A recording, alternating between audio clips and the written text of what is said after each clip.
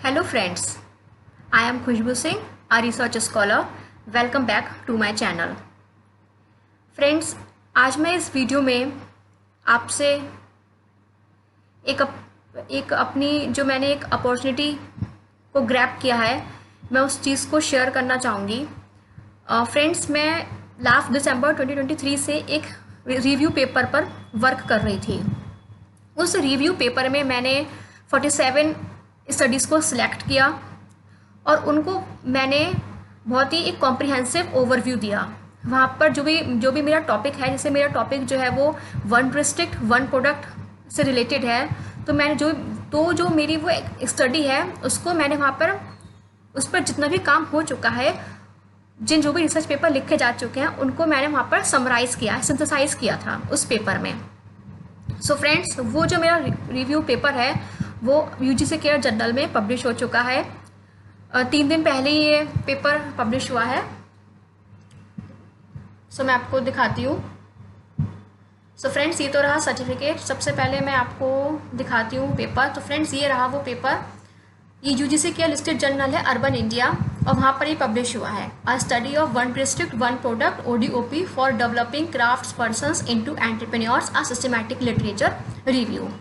So friends, यहाँ पर ये जो पेपर है ये सिस्टमैटिक लिटरेचर रिव्यू बेस्ड है, और यहाँ पर मैंने प्रिज्मा अप्रोच और आडो फ्रेमवर्क भी इम्प्लीमेंट किया था। आने वाली वीडियोज़ में आपको बताऊंगी कि what is PRISMA approach, ADO framework, TCCM framework. तो बहुत सारे कुछ फ्रेमवर्क होते हैं, सो उनको भी अप्लाई किया जाता है। जब भी हमको रिव्यू पेपर लिखते हैं तो वहाँ पर हम कुछ क्रिटिकल एनालिसिस तो करते नहीं है कि जैसे कि हमने कोई क्वांटिटेटिव स्टडी तो होती नहीं है जो हमारी रिव्यू पेपर होता है, ना यहाँ पर हम कोई एक्सपेरिमेंट वगैरह करते हैं, ऐसा तो कुछ होता नहीं है।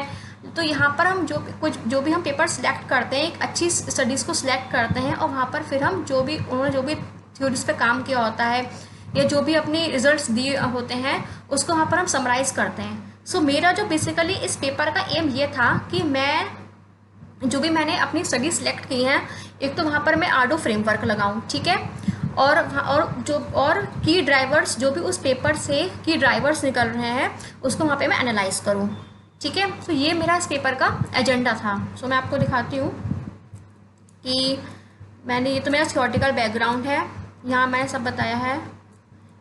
और देखिए फ्रेंड्स, यहाँ मैंने प्रिज्मा फ्रेमवर्क लगाया है इस पेपर में। यहाँ मैंने प्रिज्मा फ्रेमवर्क को यहाँ पर इम्प्लीमेंट किया था।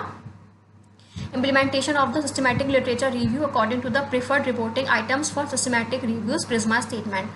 So मैंने यहाँ पर ये इम्प्लीमेंट किया, ठीक है फ्रेंड्स। और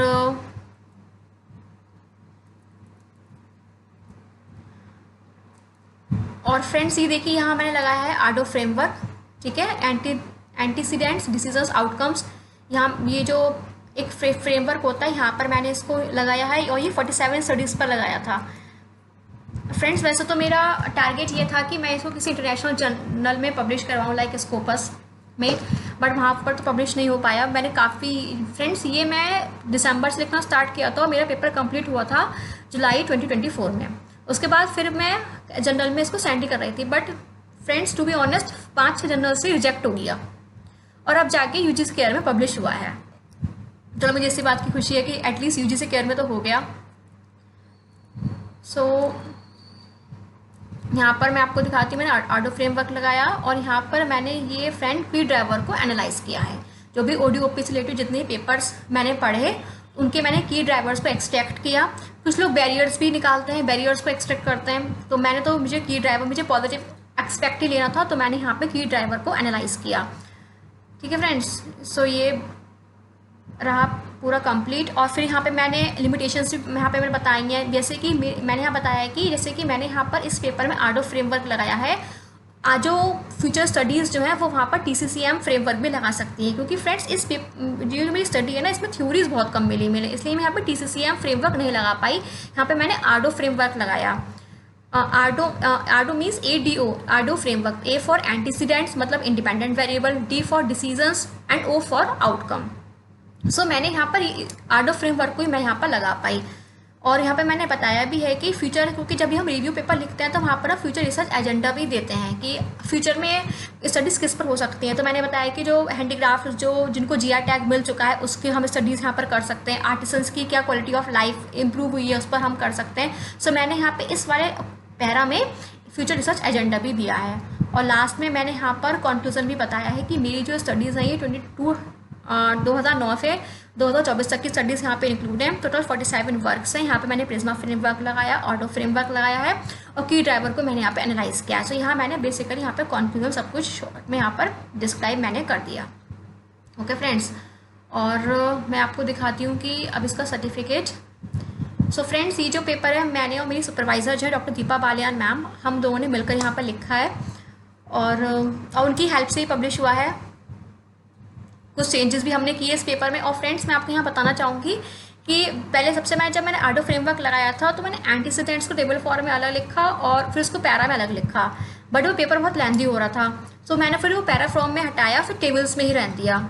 ऐसे मैंने कुछ इंप्रूवमेंट इस पेपर में किए इसको प्रिंटेबल बनाने के लिए, क्योंकि वरना पेपर ही 50 पेजेस का हो रहा था। सो काफ़ी चेंजेस मुझे करने पड़े। और फ्रेंड्स, मैं आपको ये बताऊँ, यहाँ पे इंटरनेशनल जर्नल में जब पेपर को सेंड करते हो, चाहे वहाँ से पेपर रिजेक्ट क्यों ना हो जाए, उसका फ़ायदा ये रहता है कि अगर आपको सेकंड चांस मिलता है कि हाँ कि अगर आपको चेंजेस करके हमें दोबारा सेंड करो, तो वो आपको ना रिवीजन आपको क्या क्या करना है आपको ये भी बताते हैं। सो अगर आप वो रिवीजन कर लेते हो और जो भी उन्होंने रिवीजन बताया है उस पैरामीटर्स पे अगर आप नहीं खरे उतरे तो वहाँ से वो रिजेक्ट भी हो जाएगा। बट वो जो आपको जब हमें गाइडेंस मिलती है ना, एडवाइस मिलती है कि आपसे पेपर को ऐसे ऐसे करो, तो वो आपकी बहुत हेल्प करता है और आपको फ्यूचर में काम भी करता है। तो मुझे ये फ़ायदा हुआ इंटरनेशनल जर्नल में इस पेपर को अपने सेंड करने से। चाहे वहाँ पर वो पब्लिश नहीं हुआ, बट मुझे वहाँ से मुझे नॉलेज मैंने जो गेन करी, सो वो इनक्रेडिबल है। और अब मैं आपको फ्रेंड्स दिखाती हूँ सर्टिफिकेट। तो फ्रेंड्स, ये मुझे सर्टिफिकेट इशू हुआ है अर्बन इंडिया ने दिया है सर्टिफिकेट ऑफ ये यूजीसी केयर जर्नल है, ये इसका ICSI नंबर है प्रिंट में, और ये यूजीसी केयर ग्रुप 1 जर्नल में पब्लिश हुआ है। सो फ्रेंड्स, मुझे आपसे बस यही शेयर करना था कि मेरी जो ये मेहनत है 6-7 महीने की वो सक्सेसफुल हो गई।